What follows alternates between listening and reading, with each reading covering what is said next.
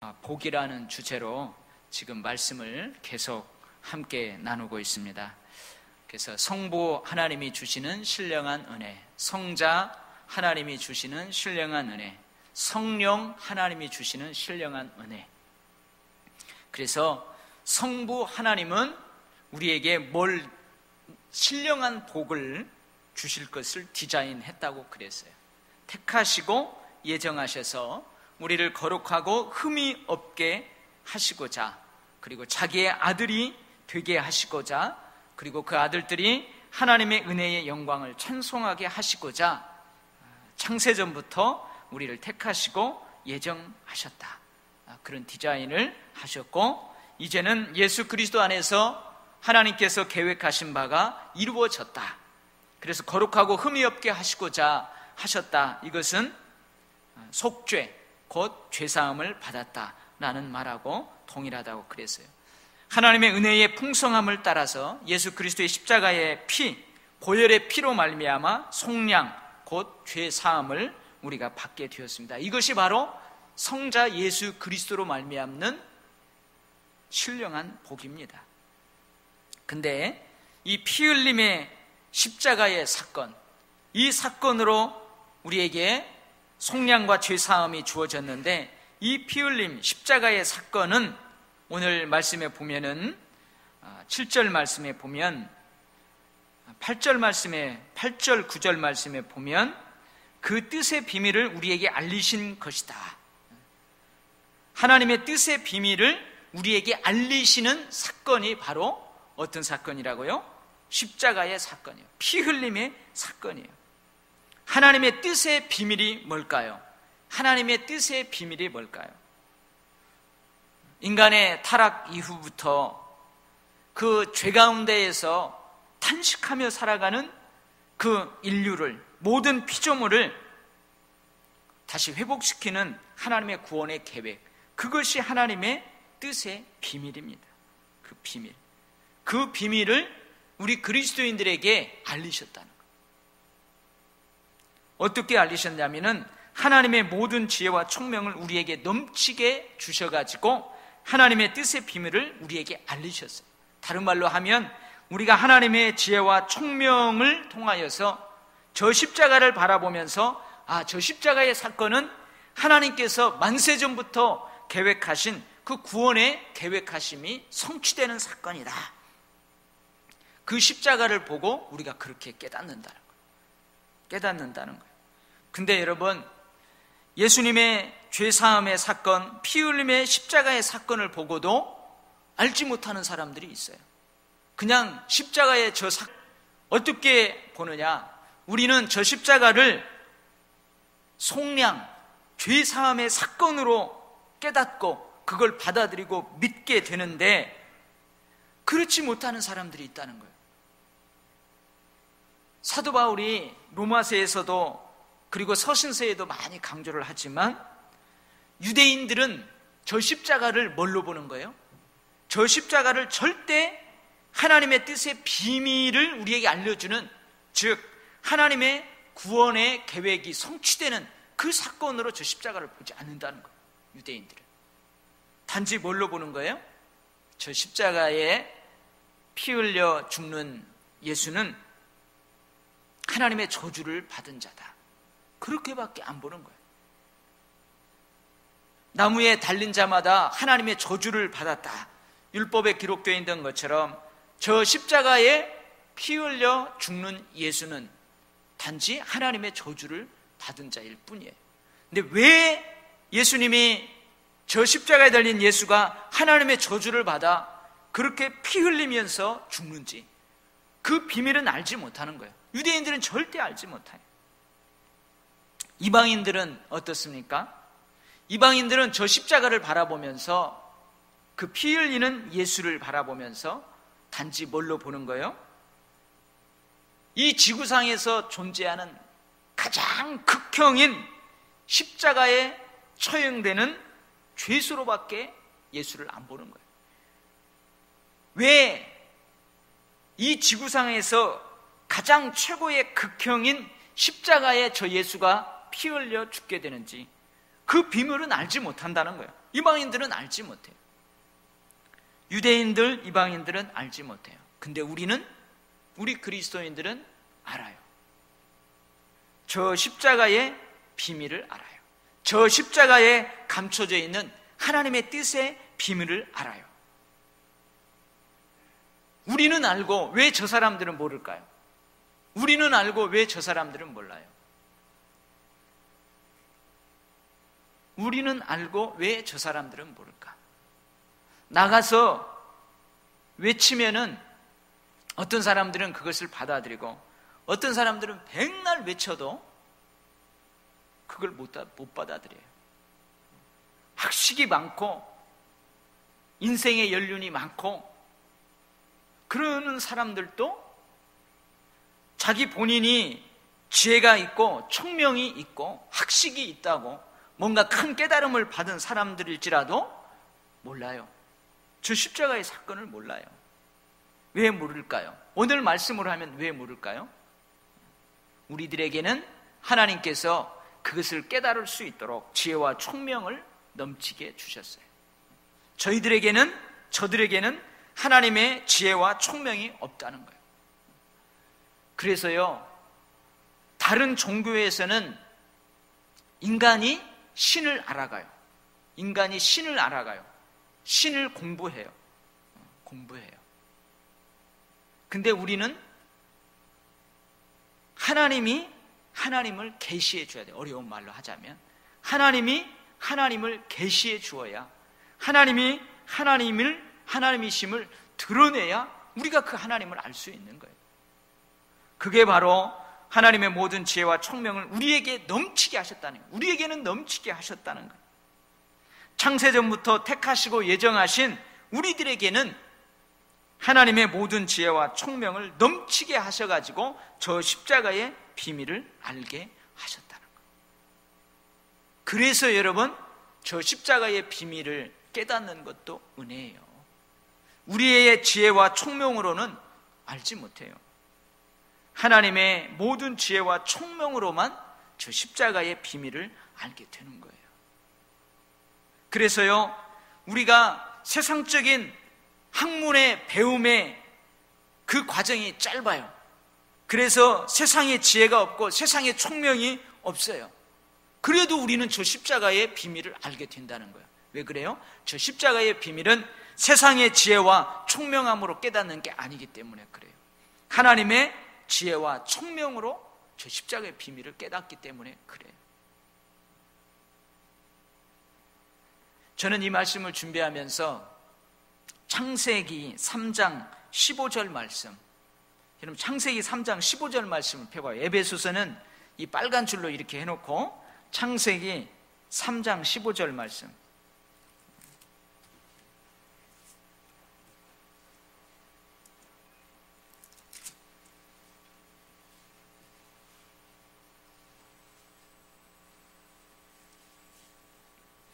창세기 3장 15절 말씀 우리가 같이 한 목소리를 한번 읽어봐요. 시작. 여자와 원수가 되게 하고 내 후손도 여자의 후손과 원수가 되게 하리니 여자의 후손은 내 머리를 상하게 할 것이요 너는 그의 발꿈치를 상하게 할 것이니라 하시고, 그래서 이 말씀은 많은 신학자들이 어떤 말씀으로 받아들이느냐, 아담과 하와가 범죄함으로 아담과 하와가 사탄의 그 유혹으로 하나님의 말씀을 어겨요. 불순종해요. 그래서 아담과 하와가 누구하고 함께 지내게 되었냐? 하나님과 함께. 하나님의 거룩함, 하나님의 영광 가운데 지내야 되는데 이 범죄함으로 우리가 지난주에 살펴본 것처럼 우리가 누구의 노예가 되었어요. 우리가 누구의 종노릇을 했어요. 우리가 누구를 주인으로 삼았어요? 사탄, 공중 권세 잡은 자들, 지금도 불순종의 자녀들 가운데 역사하는 영, 바로 사탄이에요. 근데 하나님께서 이 15절 말씀은 오늘 우리가 에베소에 나오면은 뭐가 나오냐면 그의 계획을 따라 그의 기뻐하심을 따라 그리스도 안에서 때가 찬 경륜을 위하여 예정하셨느니. 때가 되매 15절 말씀은 다시 하나님이 사탄을 박살내고 온 인류를 하나님의 거룩함, 하나님의 영광 가운데에 회복시키고자 그 예언의 말씀으로 받아들입니다. 그래서 15절, 내가 너로 여자와 원수가 되게 하고, 하나님께서 누구에게 하는 말이에요? 뱀에게, 사탄에게 하는 말이에요. 내가 너로 여자와 원수가 되게 하고 내 후손도 여자의 후손과 원수가 되게 하려니. 사탄과 인간이 이제 원수가 된다는 거예요. 근데 이 여자의 몸을 입고 인간으로 누가 오세요? 예수님이 오세요. 그래서 예수님은 사탄의 머리를 상하게 하고 사탄은 예수님의 발꿈치를 상하게. 이게 바로 하나님께서 이 구속에 대한 언약의 말씀으로 주어진 그러한 말씀으로 많은 사람들이 받아들여요. 이것을 그때는 모르는 거죠. 십자가의 사건을 통하여서 아는 거예요. 사탄은 예수님을 저 십자가에서 고통 가운데에 피 흘리며 저주 가운데에 죽어가게 하면 자기가 승리하는 줄 알았어요. 그래서 그 발꿈치를 상하게 하는 거예요. 그러나 사실은 예수님이, 마리아의 몸을 통하여서 이 땅에 인간으로 오신 저 예수님이 십자가에서 사탄의 머리를 박살내는 거예요. 다 이루었다. 하나님께서 창세전부터 구원의 계획을 내가 이 십자가에서 다 이루었다 외치시는 거예요. 사탄을 박살내고 이제 온 인류를 사탄의 종, 노예가 아닌, 죄의 종, 죄의 노예가 아닌 생명의 권세 아래 하나님의 종으로, 하나님의 아들로 저 십자가에서 우리를 새롭게 하셨다는 거예요. 여러분, 교회는 뭐가 교회예요? 믿는 우리들 한 사람 한 사람의 모임이 바로 교회입니다. 교회할 때 건물을 생각하기도 하지만 그 건물 안에서 예배드리는 그 신앙 공동체가 곧 교회예요. 우리들 한 사람 한 사람이 하나님의 뜻의 비밀을 하나님에게, 하나님께서 알게 하신 우리들 한 사람 한 사람의 그 모인 공동체가 바로 교회예요. 즉 하나님은 모든 지혜와 총명을 교회에 넘치게 하사 교회가 그 비밀을 알게 하셨다는 거예요. 이제는 뭐예요? 그 비밀을 알고 있는 우리가 천국 열쇠를 가지고 있는 거예요. 베드로에게 천국 열쇠를 너에게 맡기리라. 네 신앙 고백 위에 교회를 세우고 그 교회 위에 천국 열쇠를 맡기리라. 땅에서 매면 하늘에서도 묶고 땅에서 풀면 하늘에서도 풀려질 것이다. 천국 열쇠를 준 거예요. 그 비밀을 우리에게 알려주신 거예요. 그래서 이제 교회가 아직도 그 비밀을 알지 못하는 많은 하나님을 등지고 살아가는 이 세상의 사람들에게, 아직도 불순종의 자녀로 공중 권세잡에 잡은 그 악한 영의 세력 가운데에 종노릇하고 있는 그들에게 구원의 비밀을 알려야 될 책무가 있는 것입니다. 이게 바로 교회의 사명이에요. 교회가 은혜를 받았으니, 그 구원의 비밀을 알게 된 은혜를 받았사오니 그 은혜를 아직도 모르는 사람들에게 가서 알려야 돼요. 입으로 알려야 되고 삶의 모습으로 알려야 돼요. 그게 바로 우리 교회가 여기에 존재하는 이유입니다. 우리가 이렇게 모여서 예배하고 하나님의 말씀을 함께 공부하고 그러는 이유입니다. 두 번째는요, 우리 다시 에베소서로 가요. 이 십자가의 사건은 하나님께서 그 구원의 비밀을 우리에게 알리신 사건이다. 두 번째는 이 십자가의 사건은 하나님의 기뻐하심을 따라 그리스도 안에서 때가 찬 경륜을 위하여 예정한 것이다. 여기서 때가 있죠. 때가 있어요. 때는 이 헬라어에 보면은 두 가지 의미로 쓰입니다. 일반적인 시간, 그냥 평범한 시간이에요. 오늘, 내일, 모레, 그냥 시간이 흘러가요.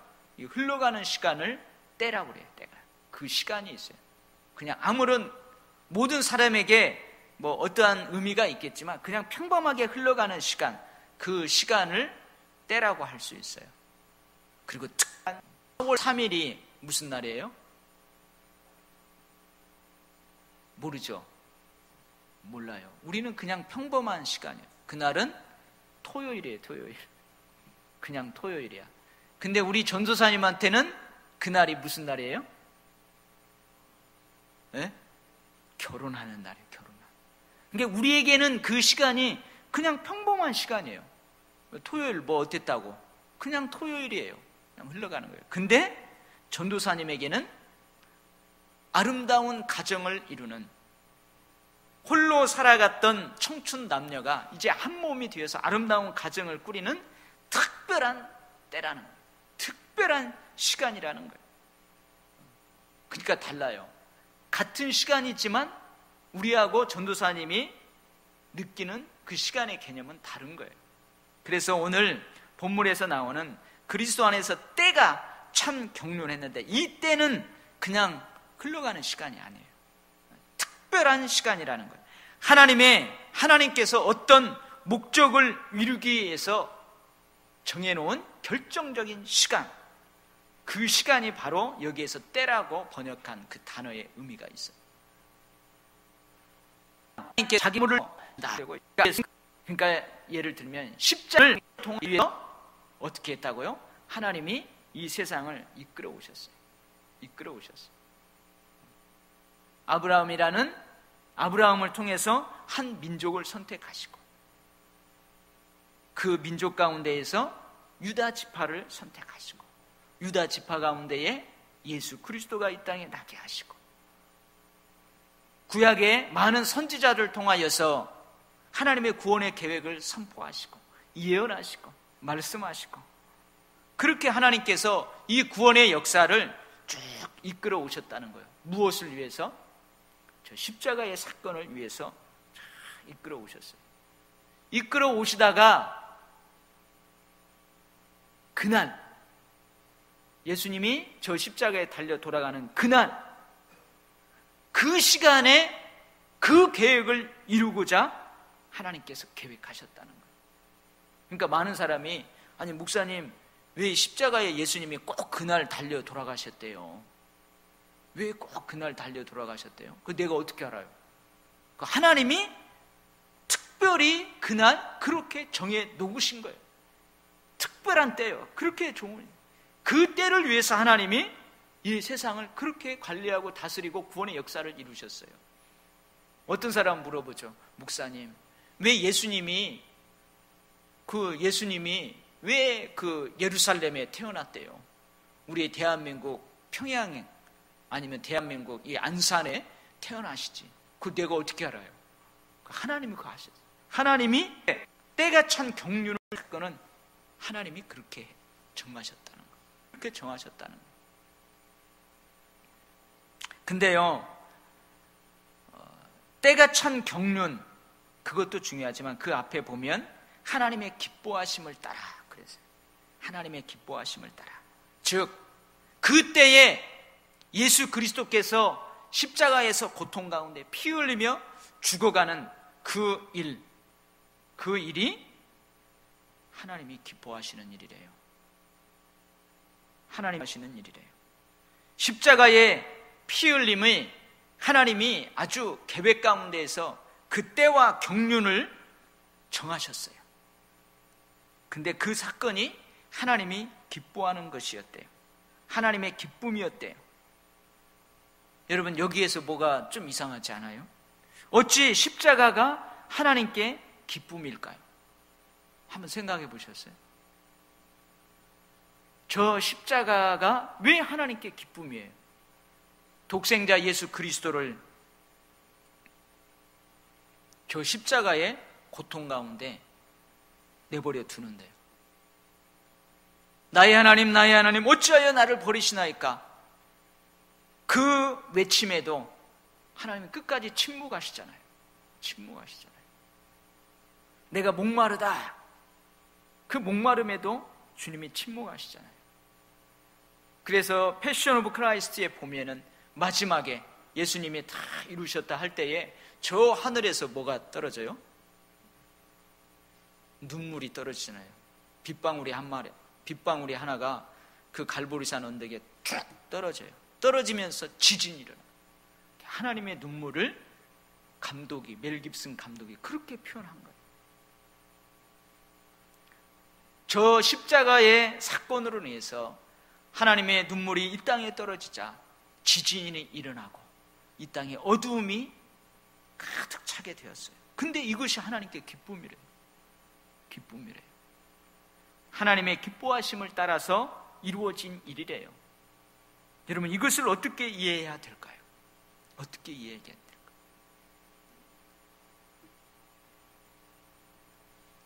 왜 이게 하나님께 기쁨일까? 독생자 예수 그리스도를 처참하게 질그릇 말라가듯이 푸죽간에 메어 달린 그 짐승처럼 저 십자가에 그렇게 메어 달려서 죽는 그 사건이 왜 하나님께는 기쁨이에요? 여러분, 저 십자가를 보고 기뻐할 수 있어요? 여러분, 저 십자가를 보면서 기쁨이 있습니까? 있어요, 없어요, 여러분들? 왜 대답을 못하세요? 여러분, 저 십자가를 보면서 슬픔이 있어요? 눈물이 있어요? 있죠? 그러면 저 십자가를 바라보면서 기쁨이 있어요? 있죠? 네, 여러분 대답을 못하시네. 여러분들이 기뻐하는 그 이유하고 똑같은 거예요. 하나님. 십자가가 슬픔인데, 십자가가 눈물인데 왜 하나님이 기뻐하시는가? 그 결과를 생각하기 때문에 그래요. 그 결과를 생각하기 때문에. 하나님의 형상대로 지음받은 인간, 하나님이 그 인간을 만들어 놓고 얼마나 기뻐했어요. 얼마나 기뻐했을까? 하나님이 만들어 놓은 온 이 세상을 그 자기의 형상대로 만든 인간에게 맡겨잖아요. 네가 다 관리하라고. 근데 그게 깨어진 거죠. 하나님 얼마나 슬퍼요. 근데 그것을 하나님은 오랫동안 기다리며 준비하고 계획하고 했던 일이 저 십자가에서 이루어지는 거예요.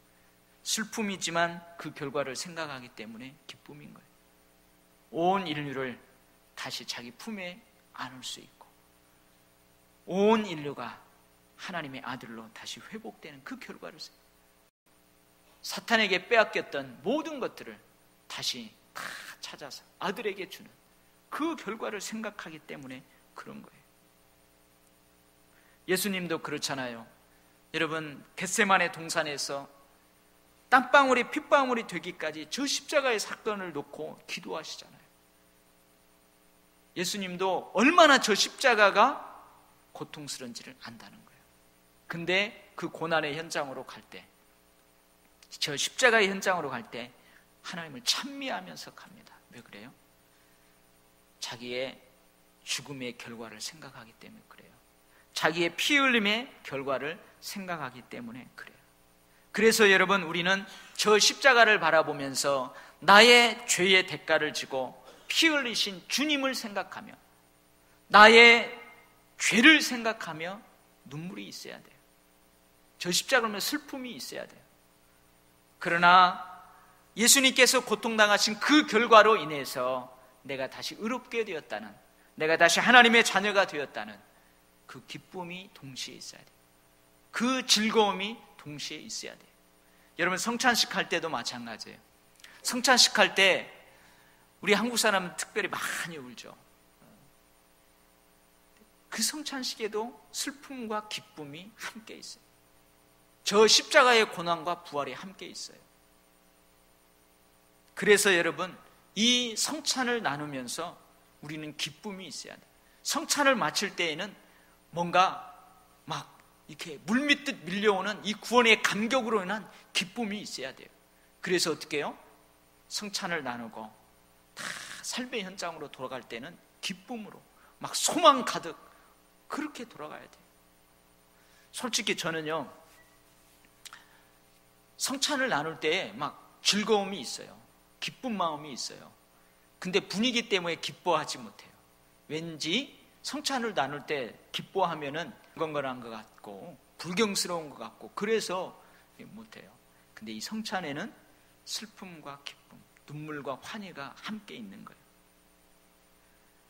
여러분, 하나님의 기뻐하심을 따라 그리스도 안에서 때가 찬 경륜을 위하여 예정하는 것이다. 이 의미를 알겠지요. 저 십자가의 사건, 그 의미를 알겠지요. 자, 그러면은 이러한 십자가의 사건, 이 십자가의 사건으로 하나님께서 우리에게 구속, 속량을 주신 이유가 뭘까? 그 이유는 이미 하나님께서 디자인하신 것과 똑같아요. 근데 오늘 보면은 한 가지가 더 있죠. 오늘 보면은 하나님께서는 이 십자가의 사건을 통하여서 온 인류를 자기 아들들을 삼으려고 하는 계획이 있었어요.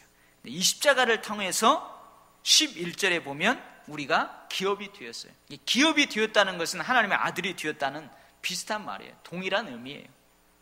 그리고 하나님의 영광을 찬송하게 하려 했어요. 그래서 우리가 하나님의 영광에 찬송이 되었어요. 십자가를 통하여서. 근데 한 가지, 오늘 예수 그리스도를 통하여서 한 가지 이유가 더 있습니다. 그게 바로 뭐냐면 하늘에 있는 것이나 땅에 있는 것이나 그리스도 안에서 통일되게 하려 하심이라, 이 말이에요. 사실은 에베소의 이게 주제이기도 합니다. 에베소의 주제이기도 해요. 하늘에 있는 것이나 땅에 있는 것이나 그리스도 안에서 통일되게 하려 함이라. 아담과 하와의 죄로 인한 이 세상의 무질서와 혼란이 있었어요. 그래서 로마서 1장에서는 이 무질서와 혼란, 죄로 인한 무질서와 혼란을 어떻게 이야기하고 있느냐? 인간들이 자기를 지은 조물주보다 피조물들을 더 경배하고 섬기는 이 무질서가 있었어요. 사랑의 방향이 잘못되었어요.